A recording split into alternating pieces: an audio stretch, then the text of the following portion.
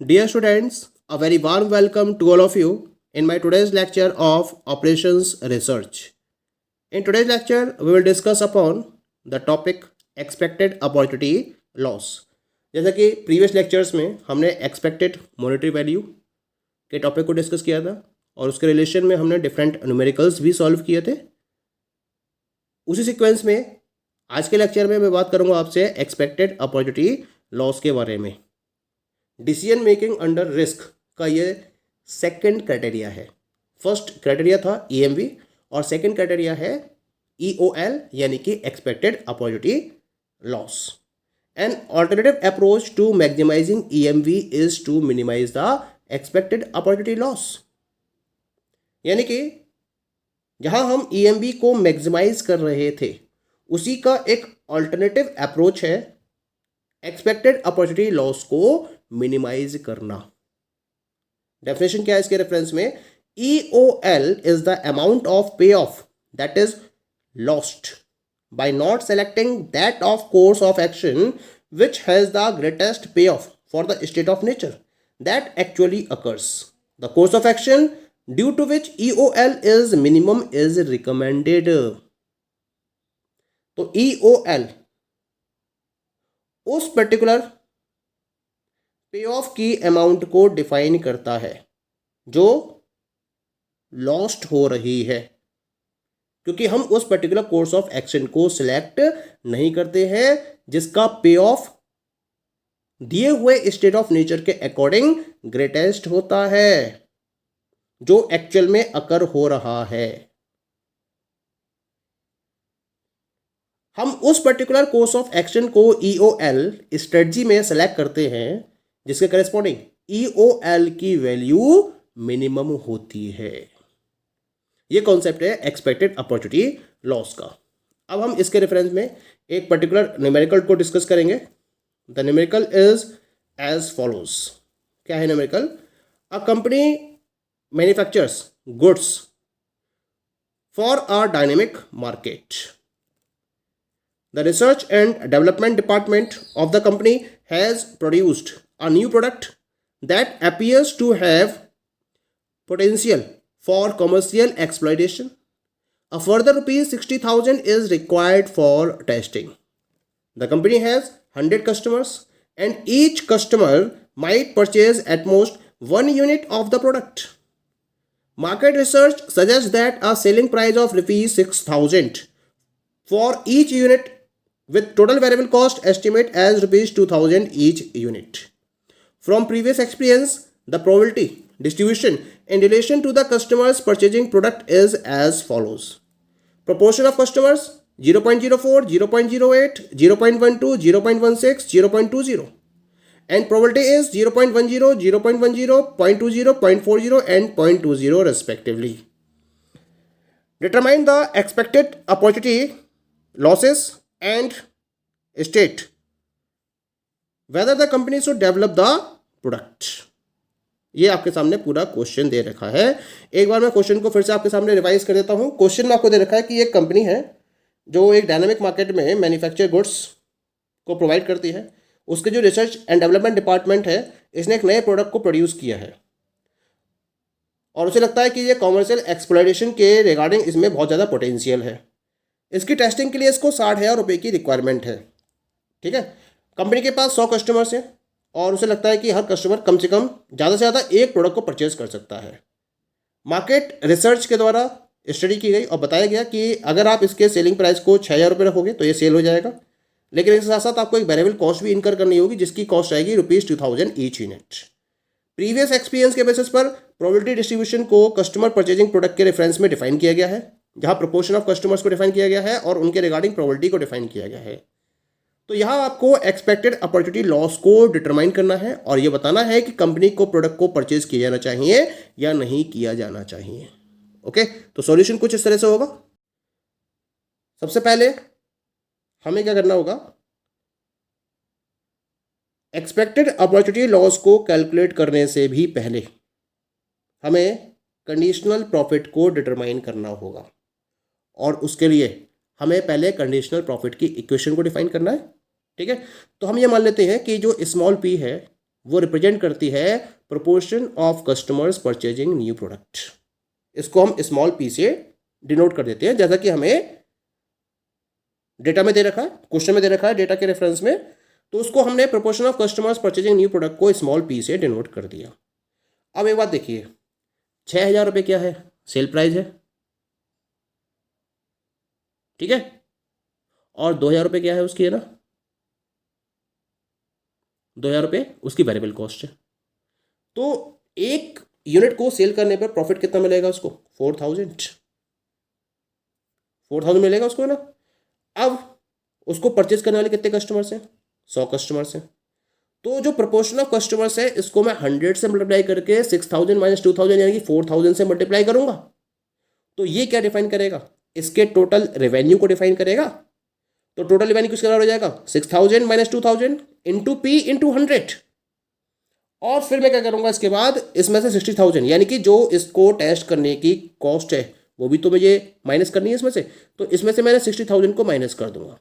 तो 6,000 minus 2,000 into P into 100 minus 60,000, ये हो जाएगी कंडीशनल प्रॉफिट को डिटरमाइन करने की इक्वेशन। सॉल्व कर लीजिए इसको, 6,000 माइनस 2,000 जाएगा 4,000 और 100 से मल्टीप्लाई करोगे तो ये 4 लाख पी हो जाएगा। तो it will be equal to 4 lakh P minus 60,000। इस पर्टिकुलर कंडीशनल प्रॉफिट के फॉर्मूले के बेसिस पर हम डिफरेंट प्रोपोर्शन ऑफ कस्टमर्स के पॉइंट ऑफ व्यू से कंडीशनल प्रॉफिट को डिटरमाइन करेंगे। अब हमने क्या बना, कंडीशनल प्रॉफिट वैल्यूज को डिटरमाइन करना है हमें। तो इसके लिए हम एक टेबल तैयार करेंगे। ये टेबल आपको दिखाई दे रही है। इस पर्टिकुलर टेबल में कैसे मैंने इसको अचीव करा है वो मैं समझा देता हूं आपको। यहां मैंने स्टेट ऑफ नेचर को डिफाइन करा है, जो प्रोपोर्शन ऑफ कस्टमर्स को डिफाइन करती है, 0.04, 0.08, 0.12, 0.16 एंड 0.20। ठीक है। कंडीशनल प्रॉफिट क्या है, कंडीशनल प्रॉफिट आपके पास that is 4 lakh, 1 2 3 4 lakh P, this is equal to 4 lakh P minus 60,000। ये आपके पास कंडीशनल प्रॉफिट की इक्वेशन है। यहां आपके पास कोर्स ऑफ एक्शन है, तो या तो आप प्रोडक्ट को डेवलप करेंगे या प्रोडक्ट को डेवलप नहीं करेंगे, आइदर डेवलप और डू नॉट डेवलप। तो डेवलप वाली स्ट्रेटजी को मैंने S1 कह दिया और डू नॉट डेवलप वाली को मैंने S2 कह दिया। ठीक है। अब अगर स्टेट ऑफ नेचर यानी कि प्रोपोर्शन ऑफ कस्टमर्स 0.04 है, तो इस इक्वेशन में P की वैल्यू रख दीजिए 0.04। ठीक है। अब 4 लाख को जब आप 0.04 से मल्टीप्लाई करेंगे तो 4 चौक 16 यानी कि ये कितना आ गया आपके पास, 4 चौक 16, ये आ गया आपके पास 1 लाख, सॉरी 16,000, ये आ गया आपके पास 16,000, 4 चौक 16, 16,000 आ गया। और 16,000 माइनस 60,000 करेंगे तो ये वैल्यू कितनी आएगी, माइनस का 44,000 आएगी। ठीक है। तो ये डेवलप करने वाली स्ट्रेटजी हो गई। और डू नॉट डेवलप का मतलब कितना आएगा, 0। That is clear. Now come to the second state of nature, that is 0.08। 0.08 अगर प्रोपोर्शन ऑफ कस्टमर्स है तो इसे मैं फॉर्मूले में रखूंगा, 4 लाख पी 4 अट्ठे 32,000, 32,000, और 32,000 में से 60,000 को माइनस करोगे then you will get minus 28,000। तो जो आपका प्रॉफिट आएगा, जो कंडीशनल प्रॉफिट आएगा, that will be minus 28,000 if you develop the product in corresponding to 0.08 state of nature. और अगर डेवलप नहीं करोगे तो ऑब्वियसली 0 प्रॉफिट होगा आपको। ठीक है। Now come to the next one. The next one is the 0.12। 0.12 यहाँ रख देते हैं, 12 चौक 48,000, 48,000 minus 60,000 that will be minus का 12,000। तो माइनस का 12,000 अगर डेवलप करते हैं और 0 अगर डेवलप नहीं करते हैं। ठीक है। Now come to the next proportion and this is 0.16। 0.16 की वैल्यू यहाँ रख देंगे, 16 चौका 64, 64,000 माइनस 60,000 यानी कि 4,000 प्लस का आ गया ये। ठीक है। 4,000 का प्रॉफिट होगा अगर डेवलप करते हैं 0.16 के रेफरेंस में, और अगर डेवलप नहीं करते हैं तो 0 रहेगा। Now come to the next one that is the 0.20। तो 0.20 को मैं इस पर्टिकुलर इक्वेशन में पुटअप करता हूँ। तो 4 लाख की जब 0.20 से मल्टीप्लाई करोगे तो आएगा आपके पास 80,000 एंड 80,000 माइनस 60,000 दैट इज 20,000। ये कंडीशनल प्रॉफिट आ गया डेवलप करने पर, और अगर डेवलप नहीं करेंगे तो 0 हो जाएगा। ठीक है। तो इस तरीके से मुझे यहाँ पर कंडीशनल प्रॉफिट वैल्यूज़ मिल चुकी हैं। अब मुझे क्या करना है, जो ये कंडीशनल प्रॉफिट वैल्यूज़ हैं इनको मैं अपॉर्चुनिटी लॉस वैल्यूज़ में कन्वर्ट करूँगा और उसके बेसिस पर एक्सपेक्टेड अपॉर्चुनिटी लॉस को कैलकुलेट करूँगा। तो इसके लिए मैंने एक प्रॉपर टेबल यहाँ तैयार कर रखी है, इसके बेसिस पर मैं इसको आपको डिफाइन करूँगा। तो this is the table which you are having in front of you. तो यहाँ मैंने स्टेट ऑफ नेचर को डिफाइन कर रखा है। स्टेट ऑफ नेचर क्या है आपके पास? 0.04, 0.08, 0.12, 0.16 एंड 0.20। That is clear. इनके करस्पॉन्डिंग प्रोबेबिलिटी कितनी है? 0.10, 0.10, 0.20, 0.40 एंड 0.20 रेस्पेक्टिवली। अब मैं क्या करूँगा, एक्सपेक्टेड जो हमारे पास कंडीशनल प्रॉफिट आया था उसको कंडीशनल लॉस में कन्वर्ट करूँगा। तो जो S1 स्ट्रेटजी है और S2 स्ट्रेटजी है, अगर मैं डेवलप करता हूँ तो डेवलप करने में क्या होगा? 44,000 रुपये का नुकसान हो रहा था, तो यहाँ पर जो लॉस वैल्यू होगी वो 44,000 की होगी। अगर डेवलप करता हूँ तो 44,000 रुपये का लॉस होगा, ये मतलब हुआ इसका। और यहाँ पर नो प्रॉफिट नो लॉस होगा अगर मैं डेवलप नहीं करता हूँ। अगले स्टेट ऑफ नेचर की बात करते हैं। यहाँ माइनस का 28,000 आ रहा था, डेवलप करते हैं तो अगर डेवलप करते हैं तो 28,000 का लॉस होगा, तो ये कंडीशनल लॉस वाली हो गई। और नहीं करते हैं तो 0 का प्रॉफिट 0 का लॉस होगा। ऐसे ही -12,000 कन्वर्ट हो जाएगा 12,000 लॉस में। जो -12,000 का प्रॉफिट था वो 12,000 लॉस में कन्वर्ट हो जाएगा और यहाँ 0 हो जाएगा। अच्छा, अब बात करते हैं 0.16 प्रोपोर्शन की। यहाँ 4,000 का प्रॉफिट था, तो अगर डेवलप करेंगे और मुझे लॉस वैल्यू में कन्वर्ट करना है तो यहाँ 0 का लॉस दिखाएंगे, और अगर डेवलप नहीं करते तो 4,000 का नुकसान होगा, लॉस होगा। तो इसको मैं S2 की तरफ ले जाऊँगा। अब यहाँ पर ये थोड़ा पॉइंट नोट करने वाला है यहाँ पर। और ऐसे ही अगर मैं 20,000 के प्रॉफिट की बात करता हूँ डेवलप करने पर, तो अगर डेवलप करते हैं तो यहाँ 0 का प्रॉफिट 0 लॉस होगा। लॉस तो 0 होगा ना, प्रॉफिट की बात नहीं कर रहे हम, लॉस की बात कर रहे हैं। और अगर डेवलप नहीं करता हूँ तो 20,000 का लॉस होगा, क्योंकि डेवलप करने पर 20,000 का प्रॉफिट हो रहा था। तो डेवलप नहीं करोगे तो 20,000 का लॉस हो जाएगा। इसी वजह से 20,000 की वैल्यू को मैंने S2 स्ट्रेटजी में नोट करा है, क्योंकि ये लॉस को डिफाइन कर रही है और मुझे यहाँ पर लॉस की वैल्यूज को डिफाइन करना है। अब मैं यहाँ पर एक्सपेक्टेड अपॉर्चुनिटी लॉस की वैल्यू को कैलकुलेट करूंगा S1 स्ट्रेटजी और S2 स्ट्रेटजी के रेफरेंस में।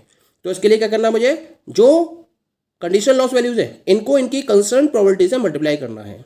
तो S1 की बात करते हैं, 44,000 इंटू 0.10 4,400, 28,000 इंटू 0.10 2,800, 12,000 इंटू 0.20 तो 12 दूनी 24, यहाँ की 2,400, 0 इंटू 0.40 0, 0 इंटू 0.20 0।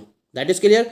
अब मैं स्ट्रेटजी S2 के रेफरेंस में उनकी कंसर्न प्रोबेबिलिटी से मल्टीप्लाई करता हूँ। 0 into 0.10 0, 0 into 0.10 0, 0 into 0.20 0, 4,000 into 0.20 4 Chowk 16 that is 1,600, 20,000 into 0.20 2 दूनी 4 यानी कि 4,000।